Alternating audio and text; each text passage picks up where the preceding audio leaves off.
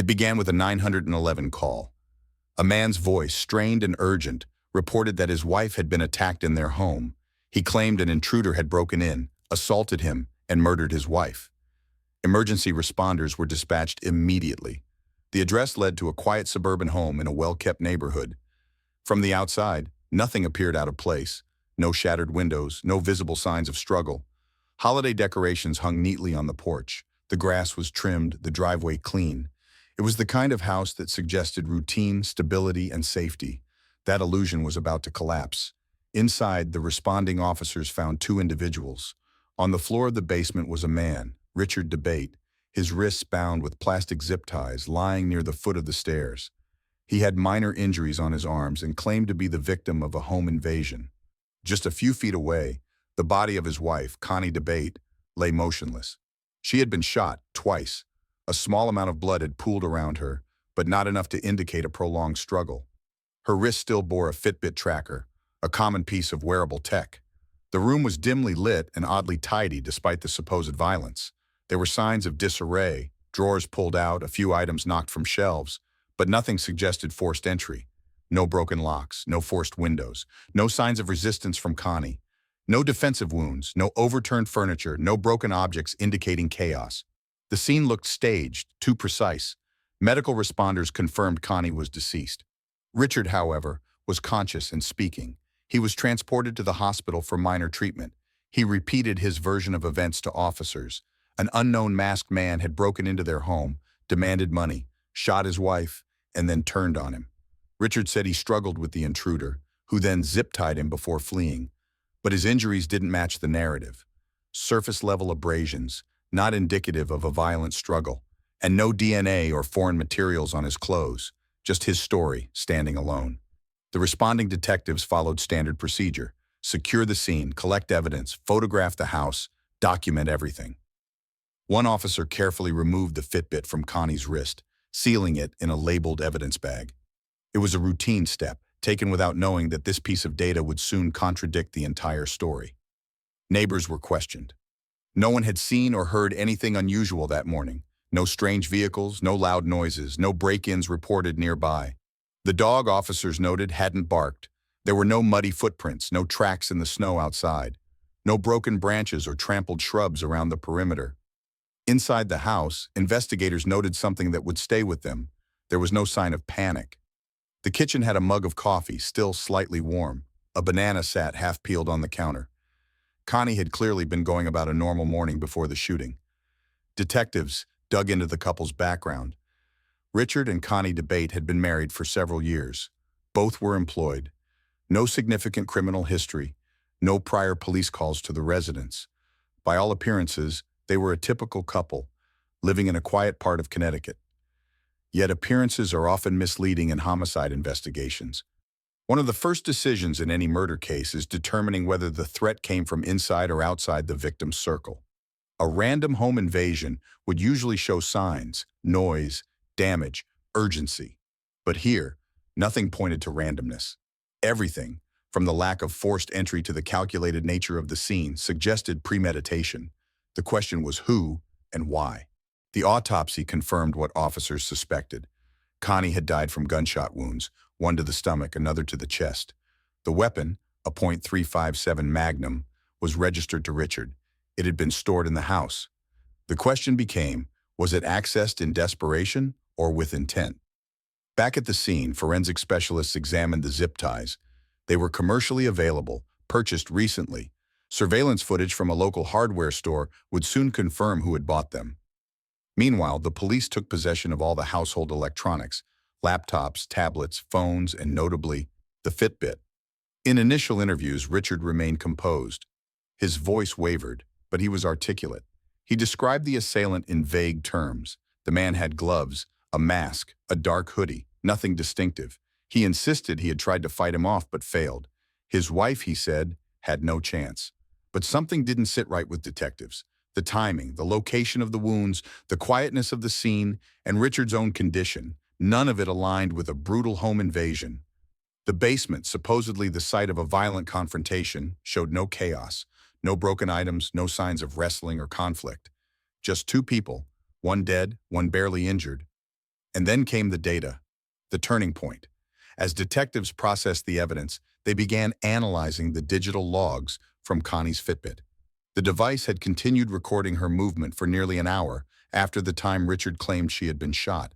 The step count didn't just show life, it showed activity, movement around the house, circulation between rooms, at a time when she was supposed to be lying dead in the basement. It was a silent testimony, yet devastatingly clear. It didn't scream, it didn't accuse, it simply counted steps. This small detail became the first crack in Richard's story. Investigators didn't confront him immediately. Instead, they gathered more data: cell phone records, email logs, browser history, GPS data, home security system logs. Each one added weight to the growing suspicion that something about the morning's narrative had been carefully constructed. There was no rush to judgment, but there was an undeniable shift in the tone of the investigation. It was no longer a question of who had done it, but rather how carefully they had planned it, and how much digital evidence they had overlooked. This wasn't a case of forensic genius or brilliant deduction. It was methodical, grounded in evidence, built on the principle that in a digital world, every lie leaves a trail. And, as the layers of Richard DeBate's account began to crumble, one thing became certain: the truth would not stay buried for long. The initial statement given by Richard DeBate laid the groundwork for what seemed to be a violent home invasion. A masked man, according to his account, had broken into the house, demanded money, and turned a firearm on his wife before attacking him. But almost immediately, investigators began to sense that something didn't align, not just with the physical evidence, but with the very rhythm of the story. Crime scenes tell their own version of events. They rarely lie, though they often whisper. In this case, the scene didn't shout struggle or chaos. It whispered calculation. When detectives returned to the home the following day, they came prepared not to affirm Richard's account, but to challenge it. The floor of the basement where Richard claimed the attack took place remained eerily intact. No broken objects, no overturned furniture, no blood trail beyond what had been around Connie's body. It was as if the violence had been surgically isolated, clean, too clean. At the hospital, Richard was treated for minor abrasions. Medical staff found no signs of trauma consistent with a fight for his life. His hands were not swollen, his knuckles untouched. The zip ties around his wrists had left faint marks, but not the kind that come from a forceful binding. More like application. Richard's demeanor during his early interactions with police was calm, cooperative, but careful. He recounted his version of events with consistency, almost rehearsed. When asked to repeat details, he seldom hesitated, but offered no emotional distress, no anger, no panic. Detectives noted his tone, not cold but reserved, as if the gravity of what had happened had not yet reached him. At this stage, however, none of it was enough. Suspicion alone does not convict. The legal threshold remains high. Still, every investigative instinct pointed to something being wrong beneath the surface. What followed was standard procedure in any suspicious death involving a domestic partner: a deeper look into the personal and financial life of the couple. Officers reviewed Connie's recent activity. Interviews with co-workers and friends painted her as structured, optimistic, and grounded. She had plans, both in her professional role and in her personal life. Nothing suggested she was under stress or in danger. They asked about her relationship with Richard. The answers were cautious. Friends described a couple that had grown distant, though not overtly hostile.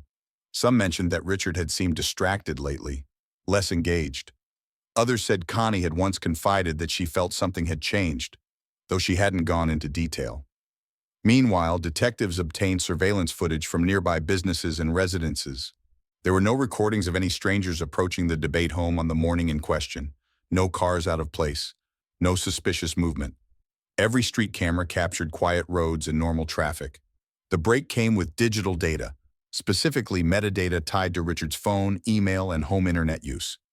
Analysis revealed online activity logged from the home's IP address during the same time Richard claimed he had been unconscious in the basement.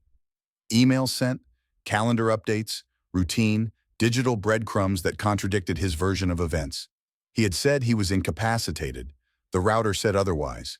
Investigators also examined the home's alarm system. The data showed no forced entry, no window or door breach, only the authorized unlocking and opening of the main door early that morning. If someone else had entered, it wasn't through force. It was through a door already open. That detail only added to the inconsistencies. But it was the Fitbit, Connie's silent companion, that continued to whisper the loudest. The activity log showed she had taken steps well beyond the time Richard claimed she was already dead. The data mapped her movements through the kitchen, down the hall into different rooms, not frantic, just ordinary walking. It ended suddenly, a cutoff that aligned almost to the minute with when her body was found. In that moment, investigators recognized that the crime scene had two timelines, one described by Richard, the other etched into the circuits of a fitness device. Still, they needed more. Motive was elusive, no sign of financial struggle, no history of domestic violence. On the surface, nothing explained why anyone, let alone her husband, would harm her. Then came the reveal that began to reshape the entire trajectory of the investigation. Bank records, credit card transactions, cell tower data.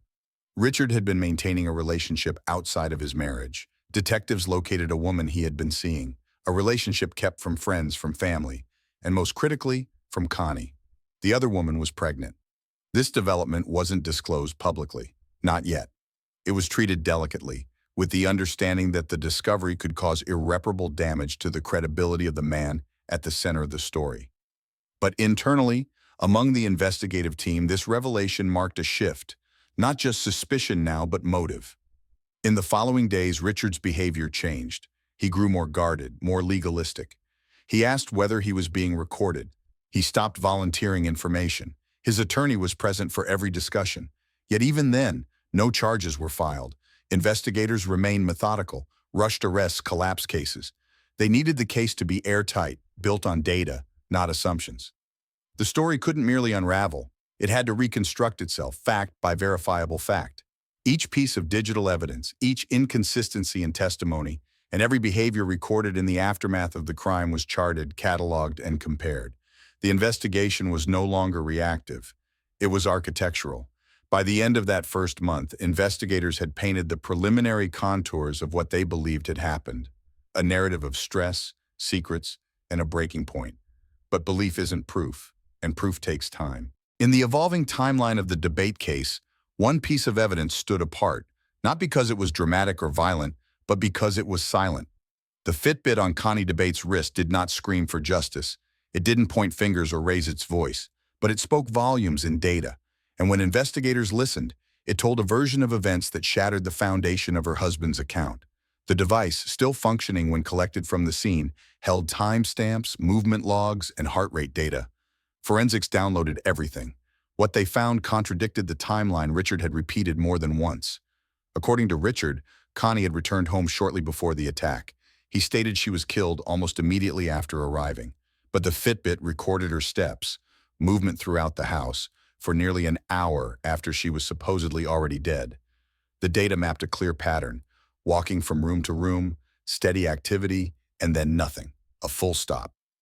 Investigators cross-referenced the timestamps from the Fitbit with phone records, email activity, and smart home devices. It created a different timeline. It was now clear Connie was alive long after her husband claimed she wasn't.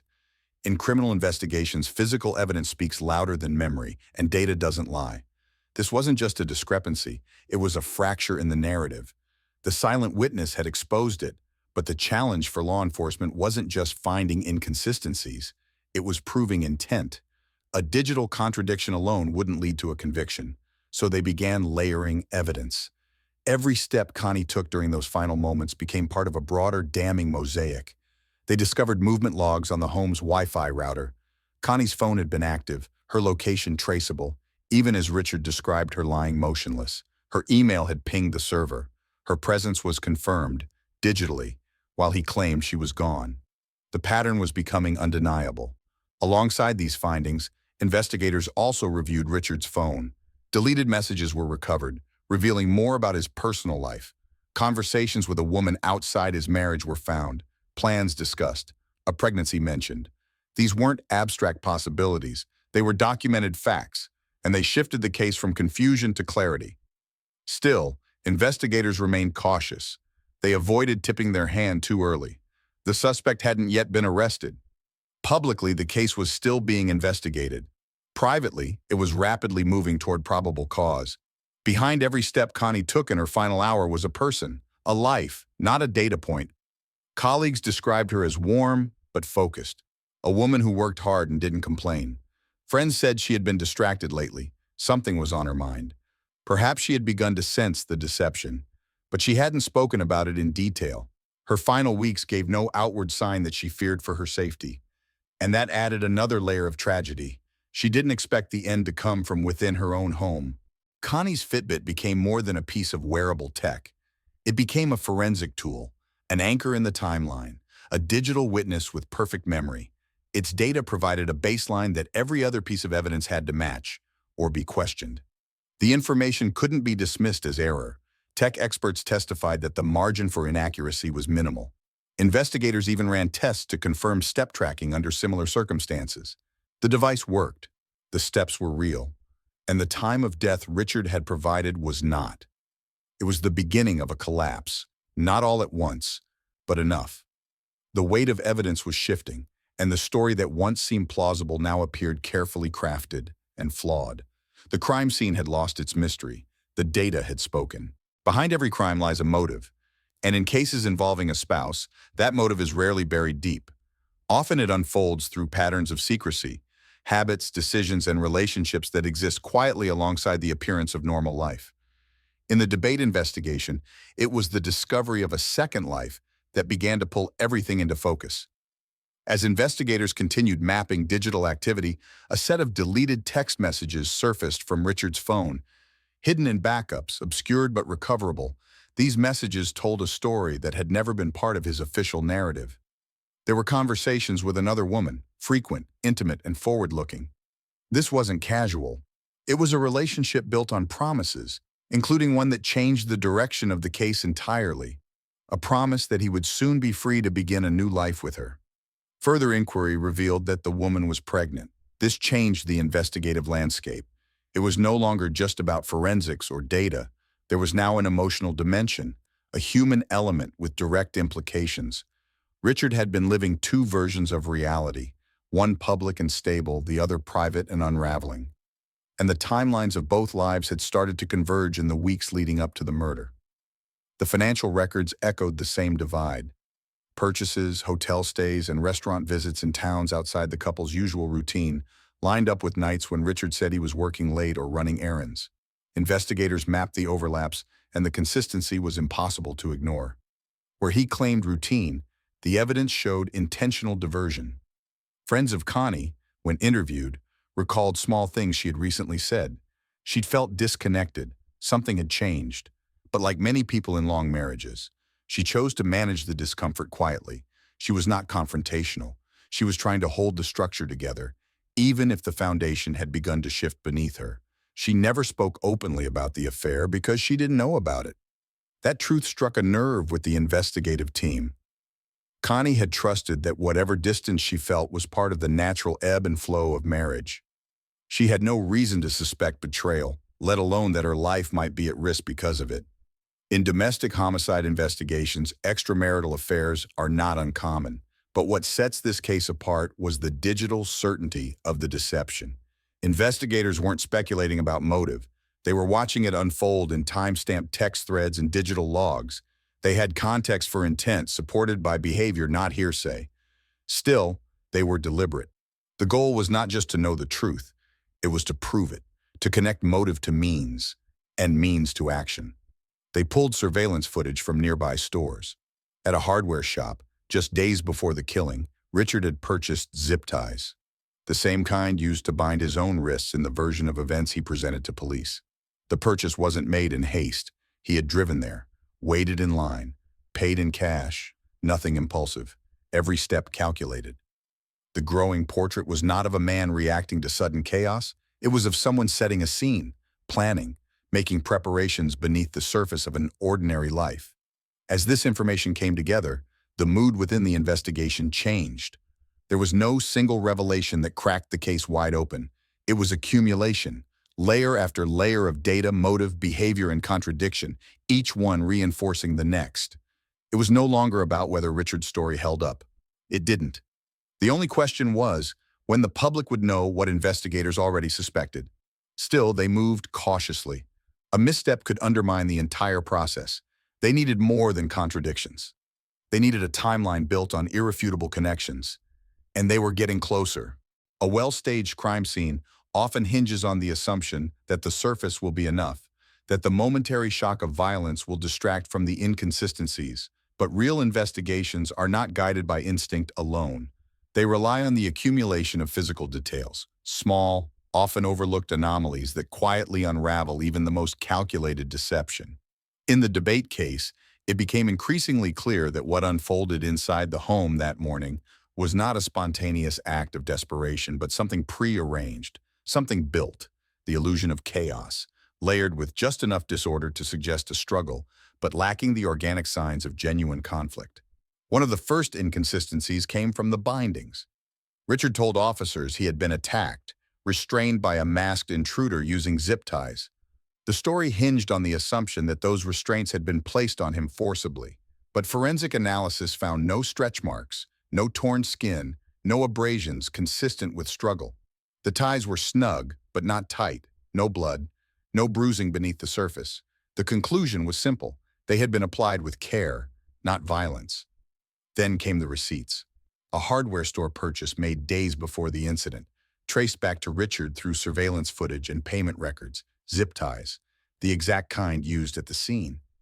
He didn't deny the purchase, but claimed they were for routine home maintenance. Investigators noted the timing, the quantity, the absence of any household work requiring them. It wasn't conclusive, but it added another weight to a scale that was no longer balanced. The location of the injuries also raised questions. Richard had small, superficial wounds, on the arms near the ribs and one on his head. They were photographed and medically assessed. None required stitches. None matched the force or trajectory typically seen in physical altercations. No swelling. No trauma indicative of being tackled or hit with real intent. He looked more like someone who had simulated pain than someone who had endured it. The state of the house, initially perceived as disordered, didn't hold up under scrutiny either. Drawers were open, but contents undisturbed. A lamp was on the floor, but not broken. No overturned furniture, no broken glass, no trail of blood from a fleeing suspect. It looked more like a poorly directed stage set than a crime scene born out of panic. Digital evidence filled in the remaining gaps. Logs from the smart home system recorded door openings and closings with precise timestamps. There was no forced entry, no tripped alarms, no signs of a break-in. Just one person entering, moving throughout the house, and then making a call to 911. The window in which Richard claimed to have been unconscious or restrained was contradicted by his own digital footprint. Emails sent, calendar notifications triggered, home devices accessed. Step by step, the story lost structure. What had first been offered as the account of a victim began to look like the plan of an architect. Someone who understood just enough about how crime scenes are interpreted, but not enough to make the illusion last. Perhaps most telling was the absence of defensive wounds on Connie. She was shot, but not in a struggle. Her body showed no bruising, no signs of grappling, no evidence she saw it coming. It suggested she had been caught off guard, perhaps trusting, perhaps unafraid in the moment it happened. That detail changed the tone of the investigation. It made the loss more devastating, more intimate. She had no time to defend herself, no reason to expect danger in her own home. The emotional dimension was not lost on those involved. Detectives, prosecutors, and analysts all commented on the precision and the callousness of how the crime was constructed. It wasn't the brutality that shocked them. It was the distance, the planning, the disconnect between the performance of fear and the quiet calculation behind it. In the end, it was not one single error that unraveled the story. It was the sum of small miscalculations, zip ties that left no marks, a house that looked tampered with but not lived in, a victim who showed no signs of fear, and a timeline that contradicted itself every time it was tested. By the time investigators finalized their case file, the evidence against Richard Debate was no longer circumstantial. It was systematic. Digital footprints, forensic contradictions, financial records, and motive all aligned.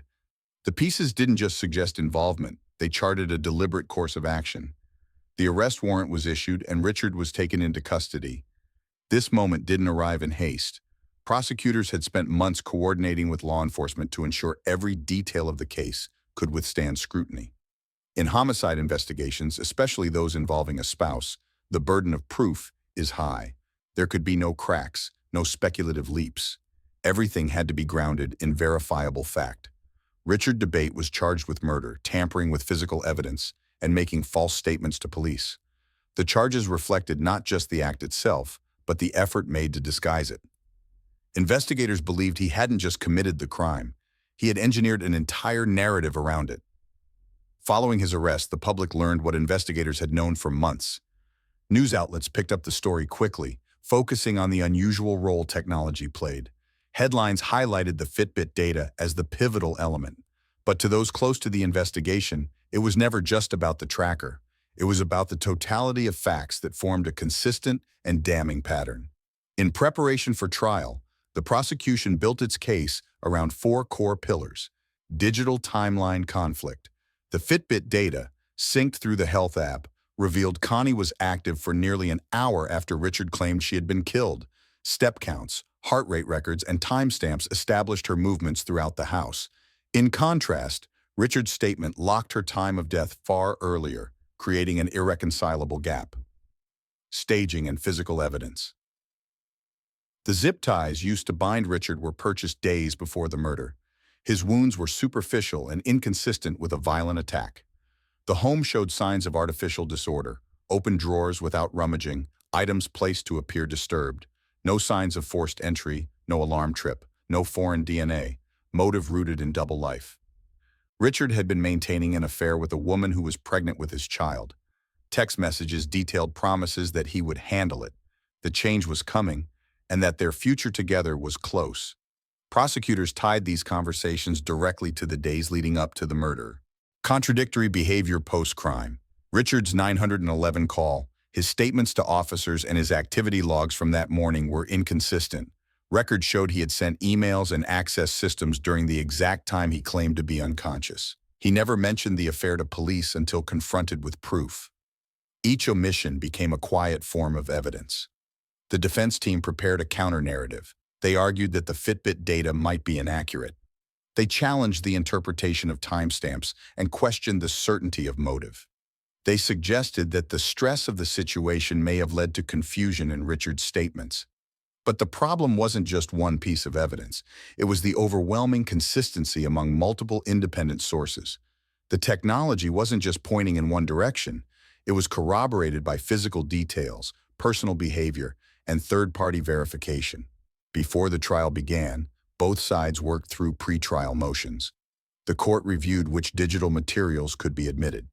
Expert witnesses were secured to explain the functionality and reliability of the devices involved. Forensic analysts were prepared to speak not just about blood spatter or trajectory, but about data integrity, server logs, and GPS accuracy. The prosecution understood that this wasn't just a murder trial, it was a digital age case study. For a jury unfamiliar with the nuance of metadata and wearable tech, everything had to be presented in a way that was accessible, not abstract. Meanwhile, Connie's family sat quietly through the proceedings. They hadn't spoken publicly since the arrest, but their presence in the courtroom became its own form of testimony, a reminder that behind every data point was a person, someone who had trusted, lived, and died within the walls of her own home. There was no satisfaction in preparing a case like this, no celebration in finding inconsistencies. The prosecutors weren't there to win. They were there to speak for someone who no longer could. When the trial of Richard DeBate finally commenced, it wasn't just a legal proceeding. It was a confrontation between a carefully constructed lie and the relentless weight of truth. Years of investigation had distilled into a single mission: to present the evidence in a way that made its meaning inescapable. The courtroom was packed on the first day. Journalists filled the benches behind the family members. Connie's relatives sat in quiet resolve, their presence a silent statement that no matter how complex the evidence, this case was about a real person, a daughter, a sister, a friend, whose life had been taken. The prosecution began its opening statement with clarity and restraint. No dramatics, no emotional manipulation, just the facts. They laid out the core structure of the case: the contradiction in the timeline, the stage scene, the digital trail, and the motive rooted in a secret life. Each point, they promised, would be proven through hard evidence. The defense, in response, tried to inject uncertainty. They asked the jury to consider the fallibility of technology, to question the interpretation of digital logs and the assumption that inconsistencies equaled guilt. They leaned on ambiguity, not alternative explanations. The most pivotal moment of the trial came when the Fitbit data was introduced. An expert in wearable technology was brought to the stand. He wasn't theatrical. He simply explained how the device worked, how it tracked movement, measured heart rate, logged timestamps, and synchronized with the user's phone. He confirmed that the data from Connie's device showed she had been walking inside the house for nearly an hour after Richard claimed she had been killed. The jury listened carefully. It wasn't the kind of evidence they were used to. There was no dramatic footage, no fingerprints lifted from a doorknob, just numbers. But those numbers didn't lie. They painted a picture of a woman going about her morning, unaware of what was coming. Then came the email and text logs. Prosecutors displayed message threads between Richard and his girlfriend. The tone was intimate, and the promises were clear. He wrote of new beginnings, of finally being free. Dates were cross-checked with Connie's calendar. One day before her death, she had a routine dental appointment. Meanwhile, Richard had been messaging plans for the weekend with someone else. Next, they presented the hardware store receipt, zip ties purchased by Richard. Surveillance video showed him at the counter. This wasn't theory, it was traceable action. Each detail removed another layer of plausible deniability. Forensic experts followed. They described the minimal injuries Richard sustained. They explained how the bindings were not tight enough to indicate a struggle. They testified that no DNA belonging to another person was found anywhere in the house. If an intruder had been there, he left no trace, not on the doorknobs, not on the floors, not on the weapon. That absence in itself became evidence. When it was the defense's turn, their argument lacked cohesion. They couldn't provide an alternate suspect. They couldn't explain the digital footprints. They tried to cast doubt on the reliability of the Fitbit, but the cross-examination undid their efforts. Even their expert had to concede that no manufacturer error could explain a step count nearly an hour after death. Then came the 911 call. The jury heard Richard's voice from the morning of the incident. He was breathing heavily, giving directions, sounding distressed. But when placed side by side with the data that followed, the call seemed rehearsed. His tone didn't match the scene investigators found, and the timeline simply didn't fit. Closing arguments brought it all together. The prosecution reminded the jury this was not a case built on one smoking gun. It was built on a pattern of deception, of inconsistency, and of motive. They asked the jury to consider not what was missing, but what was present, a digital map of the truth, written in the final steps of a woman who trusted her surroundings until the moment her life ended. The defense, in its final plea, asked for mercy. They claimed that doubt still existed, that digital evidence could be misread, that not every question had been answered. But jurors didn't need every question answered. They needed the truth to rise above the noise, and it did. Deliberation lasted only a few hours. Richard Debate was found guilty of murder, evidence tampering, and providing false statements to law enforcement. He was sentenced to 65 years in prison, with no possibility of early release. The courtroom remained silent as the verdict was read. There were no cheers, no shouts, just the quiet sound of consequence settling in. The trial wasn't just a test of guilt. It was a demonstration of how, in the modern era, truth can be uncovered not by eyewitnesses or confessions, but by data, by the devices we wear, the messages we send, and the digital trails we leave behind. For Connie's family, the verdict did not bring joy. It brought clarity. It affirmed that her life, and the deception surrounding her death, had been fully understood. When a verdict is handed down in a courtroom, it often marks the end of the legal process. But for the people left behind, the family, the friends, the community, the sentence is only the beginning of a different kind of reckoning. In the case of Connie Debate, justice came with a bitter clarity. The person she had built a life with was the one who destroyed it. Her family, who had sat through every day of the trial, never sought vengeance. What they wanted, what they endured the long trial for, was the truth. And when it finally came, it did so not in a confession, but in the silent trail Connie had left behind.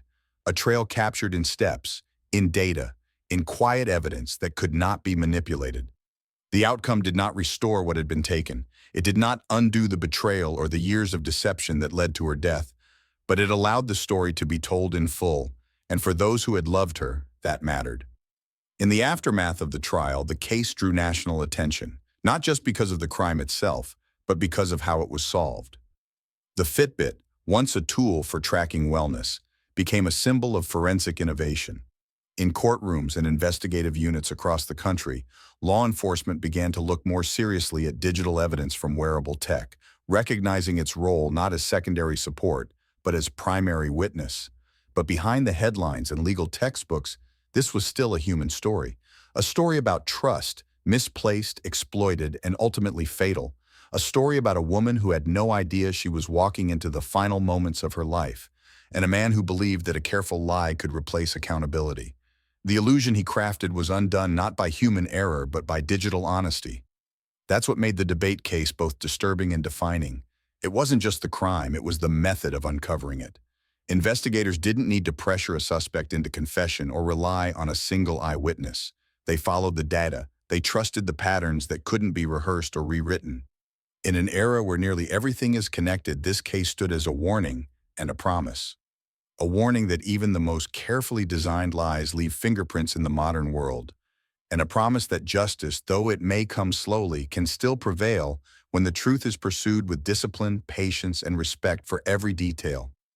The home where Connie once lived is now silent, but the truth she left behind, without saying a word, spoke louder than any courtroom testimony. Thank you for watching our video. Please subscribe, follow us, and leave a comment. It truly helps us keep bringing you gripping and thought-provoking true crime stories.